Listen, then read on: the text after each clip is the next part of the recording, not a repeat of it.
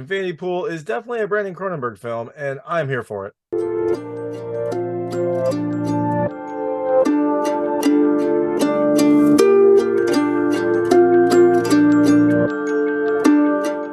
Hey everyone, this is David Stark from Watcher Pass, and I'm here to talk to you about Infinity Pool, which is coming to theaters on January 27th, 2023 from Neon. It is a Brandon Cronenberg film, and I didn't know it going into the film. I didn't realize it was Brandon Cronenberg. I probably should have. I just don't watch trailers. I didn't read up anything about it. I just started the trailer blind, and I should have realized it because it is definitely a Brandon Cronenberg film. It is unsettling. It is interesting. It is a beautiful piece of cinema, but it is also graphic and visceral and very weird. My hot take is, look, I think you should watch it with caveats. This is not going to be for everyone. Just understand that this film is strange. It is graphic in every sense of the word, but it is also just a really well-made film. It has a great cast, some interesting characters, some scenarios and concepts that are going to mess with your head, and it just has beautiful cinematography and a great kind of overall sense of dread. So I really liked it, but this is not going to be for everyone. Now, I'm going to tell you a little more about the film, a few things I liked, a few things that I was neutral on, and then go into the ending. So as you can imagine, there will be spoilers in the ending section of this review. I will give you clear guidance when that happens. I will tell you when I'm going to get into the ending section, so you don't have to worry about spoilers until then. But just keep in mind there will be spoilers later. But you can, before that, you can watch it, you can hear my recommendations, let me know what you think. And again, this is not going to be for everyone, so you might want to hear some of this information before you go and see the film. So Infinity Pool follows a couple, James, played by Alexander Skarsgård, and M, played by Cleopatra Coleman, who are at this isolated island resort in this kind of strange nation. You don't really know much about the place they're staying at the start, but this couple is, just kind of having a vacation, trying to get inspiration for James, who's a writer. Now, they meet a couple pretty early on, Gabby, played by Mia Goth, and Alban, played by Jalil Lespert. I probably butchered that name, sorry.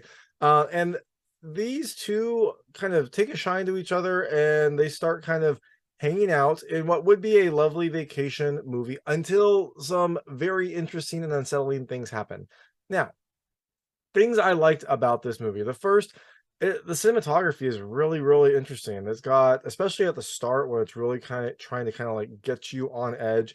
It has some really like sharp angles that the camera takes, some really strange directions. It'll kind of go like around the world, kind of turning it upside down, trying to make you feel uneasy, which it does very well, and kind of making this beautiful resort feel strangely foreboding. And it does a really good job of doing this. Like they are in this picturesque area and you are just kind of like on edge during this, trying to figure out what's going to happen next. And the cinematography also just does a really good job playing with light and dark, playing with like the beauty of the area and some of the unsettling things that are happening. It tells the story very well, but it also kind of keeps the viewer on edge the entire time.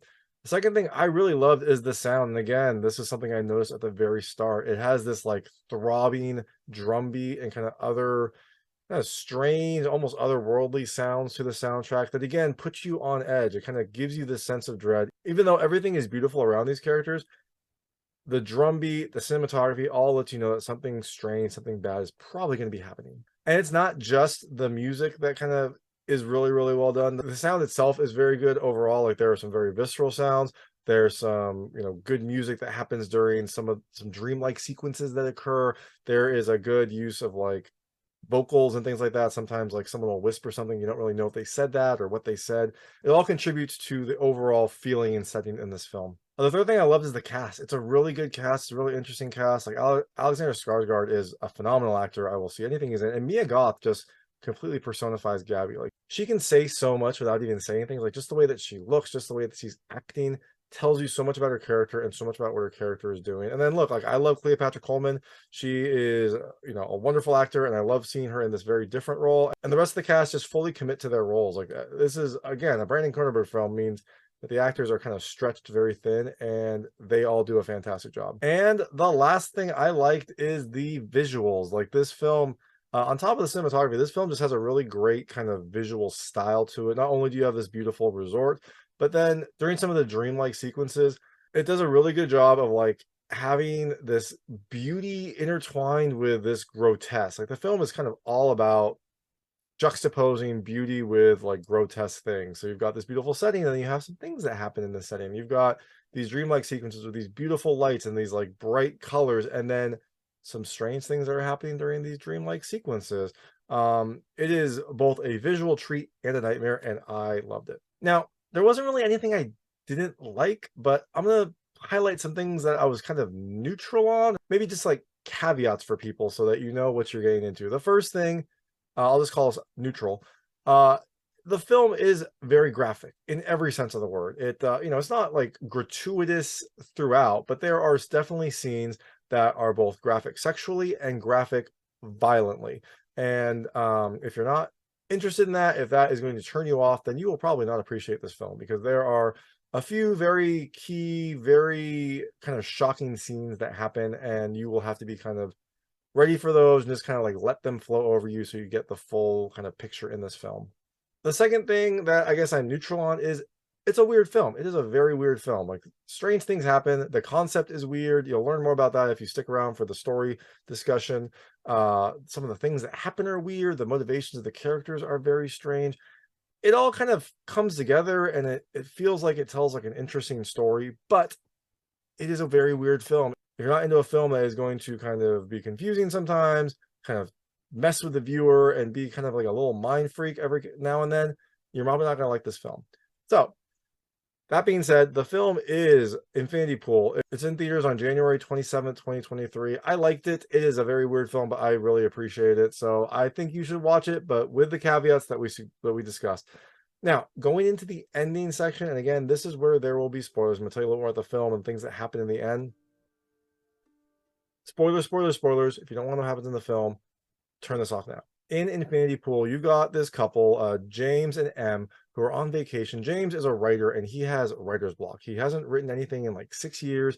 He wrote one novel and just like hasn't written anything since, hasn't gotten inspiration. So they take this trip to this small island nation to try to like jumpstart his creativity. But he just kind of seems off the entire time. He doesn't seem like he's really having fun. He doesn't seem like he's that interested in anything. He just is kind of in a funk. But then they meet this couple, Gabby and Alban, who kind of take a shine to them. Gabby has read James's book, and she, is enthralled. They invite them out, and you can instantly tell that Gabby, at least, and probably Gabby and Alban, have some other intentions for this couple, specifically for James. Gabby, and like I said, Mia Goth does an amazing job of this. Just kind of sells what she is interested in, just like with the way that she's looking, with the way that she's just interacting, just how close she is to people sometimes. Like, it is readily apparent that she is interested in James, and she doesn't even really have to say anything, although eventually she does. So eventually this group takes a trip out to like a secluded beach. It is beautiful. It is like a lovely day. And of course, some unsettling stuff happens. But on the way back, they are all too drunk, but James says he's fine. So he starts driving. And on the drive back, the car's headlights start kind of messing up. You're not really sure if like James is drunk and not really understanding, if he's like falling asleep, and that's like metaphorical with the car's headlights. But anyway, whatever is happening, he eventually hits someone crossing the road. Now, he and M are understandably freaked out. But Gabby and Alban just say like, look, we have to go. This is not a country where you want to be taken into custody. They're essentially says that they're not going to like treat you well. So they eventually just drive off and go back to their hotel. The next day, James and M are taken in for questioning, and essentially the inspector already knows what's happened. He already knows everything that's happening. And when James thinks like, the gig is up, his wife already told everything that happened, already confessed everything. James thinks that he is, in for a world of hurt. The inspector tells him that, in this country, the punishment for a death, even if it's accidental, is that the eldest son of the family kills the person responsible for it. And James is like, horrified. He's shocked. But then the inspector says that they have this process in this country for creating a double. They'll create a double of the person, the exact replica of the person, and even give them like the memories and like the things that happened, so that that double feels true guilt for what happened. Then the family member can kill the double. So the law is satisfied. But then the foreign person, is not dead. Like their double is dead. The foreign person gets to keep living their life. They pay a hefty fine for this, but overall everything works out. The family is satisfied, and this country can kind of like keep its tourism flowing. It's not going to get these horrible stories of tourists who commit crimes being killed. So everything works out. Now, this process to create this double is very unsettling for James, but it happens. He gets up, his double is killed. It is a gruesome scene, but also a very interesting one as well. And then that kind of like begs the question, which is throughout this film, of like, was that the double? Was that James? Who was actually killed? Because they're exact replicas. James woke up in this room. He could be the double. Who knows? That is part of the like overall theme in this film. So after this whole ordeal, James and M are just like horrified. James is especially horrified. So they go back to the hotel, and M starts packing up. She's like, I want to go, I want to leave. And James is still a little distraught, and he's looking around, he's starting to pack up, and he can't find his passport. He's like, I can't leave, I don't have my passport. So M like continues to pack up. James goes to the hotel to like figure out what to do with the room, extend it, because he can't leave. He doesn't have his passport. He can't possibly leave. And while he's there, he sees Gabby. Gabby has a drink to like explain like what happened. She snitched on him as well. They have a drink. She takes him up to their room, and then while he's up there, he meets a group of people.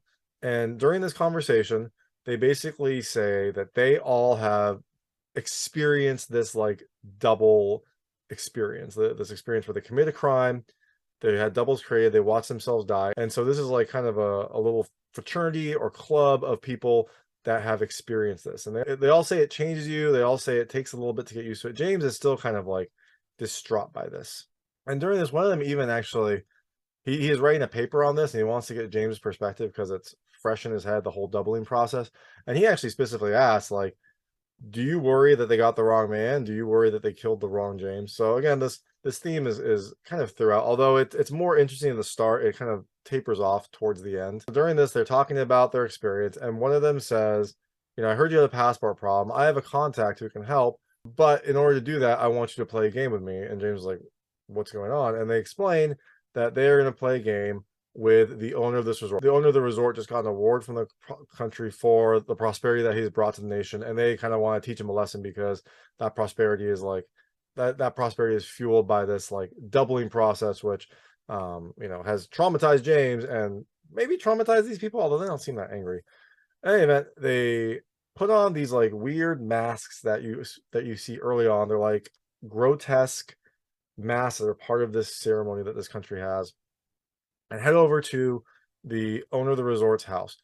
They go in, they're gonna like just mess with him. They say they're just gonna mess with him. They end up kind of like terrorizing the owner. They pull the owner and I think his wife or mistress, and maybe his daughter all into a room. They're all tied up. There is a gun involved. They kind of taunt them. And eventually Gabby essentially sees if James will kill the owner. James doesn't. Gabby has the gun to the person. And then someone else, like a security guard who was hiding, comes out and starts shooting. And Gabby shoots back. Security guard's killed. Alban is hit in the leg, and the like wife or mistress is also hit. So pretty bad situation. So everyone in the group flees. They all go back to the hotel, but the next day everyone is rounded up and they're brought into this jail. And it's an interesting scene because the first time that they were all in this jail, well, it was just James, and he was just distraught. He didn't know what was going to happen. Now he is still kind of worried, but everyone else in the jail just kind of seems bored and like annoyed that they're in this. They're like casually chatting. When the inspector comes in, they're like, we've been waiting for hours. And the inspector is like, I'm going to make an example of you. He takes them all. Everyone lines up in the execution room. Everyone is like tied to a box. And while they're trying to tie James down, he breaks free, grabs a knife, and starts like fighting back against the guards. They eventually overpower James. They slash his throat. You see all the other people in this party, their throats all get slashed. Gabby's slashed. Alban is slashed. And that's the movie. No, it's not. You hear some clapping, and the camera pans to the gallery where people are, the people watch the execution. And it's all that group, all sitting there watching this. and clapping for the performance. So they were doubled again. Their doubles, experience this. Everything is set in order. And actually, one interesting thing is like when your double is killed, they cremate them and then give you the ashes. So you get this like urn as I guess a keepsake. So everyone gets their urn. They all go back.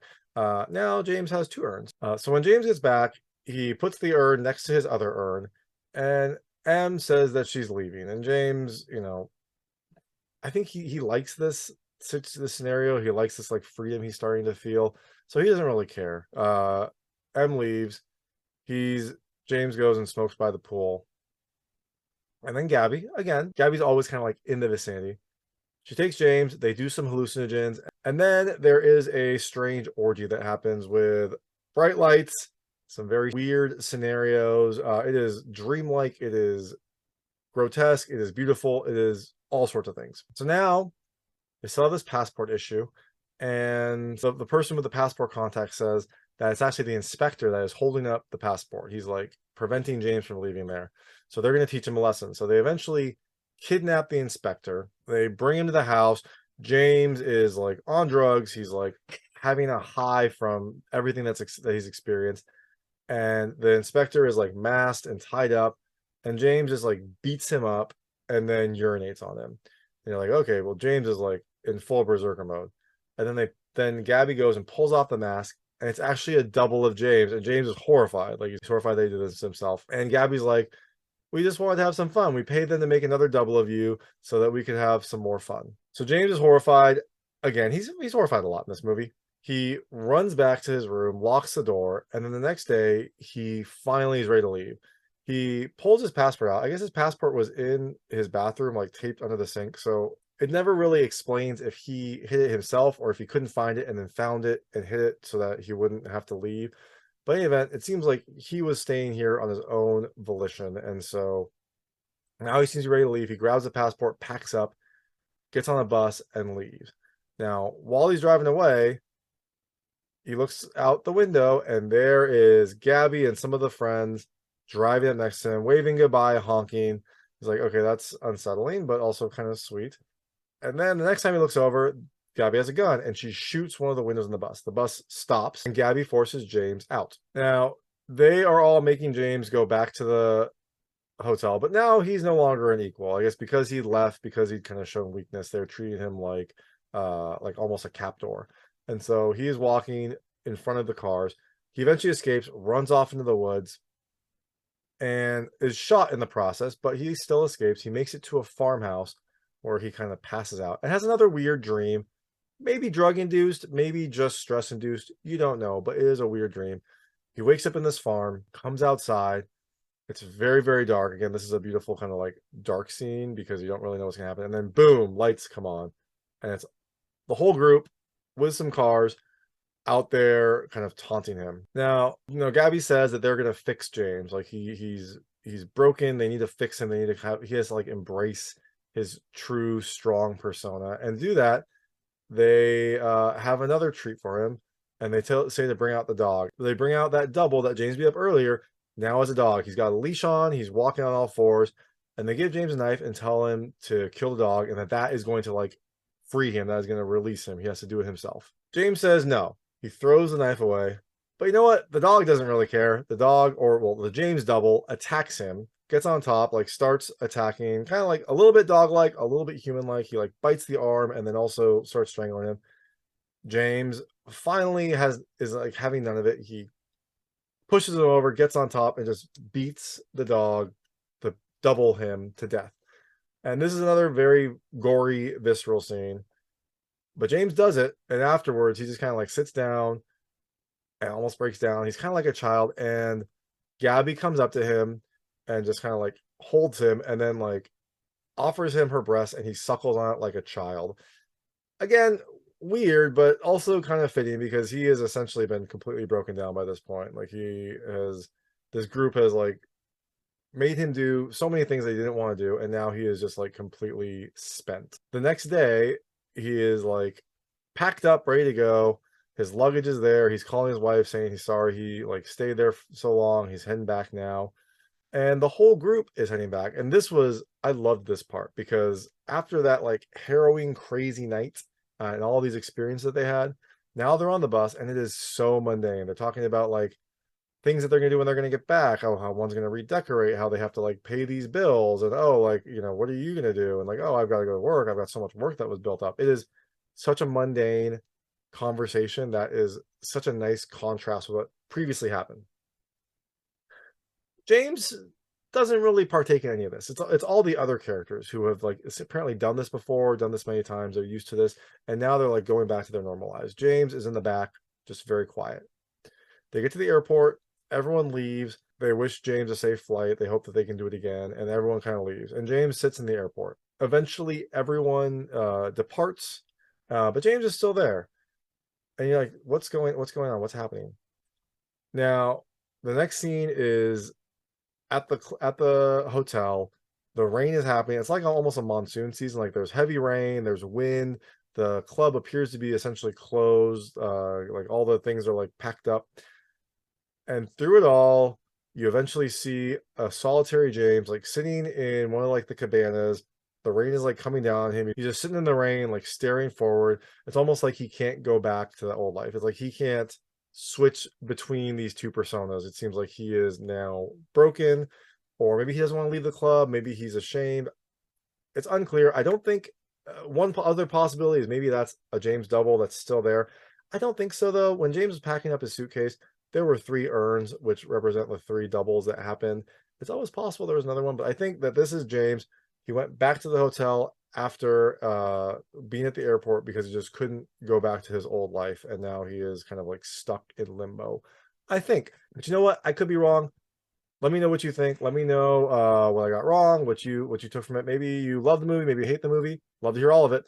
That is Infinity Pool. It's coming to theaters on January 27th, 2023. And thanks so much for watching. If you liked this review, please like and subscribe to this channel. It helps me out a lot. Make sure all my new content goes straight to you. Thank you.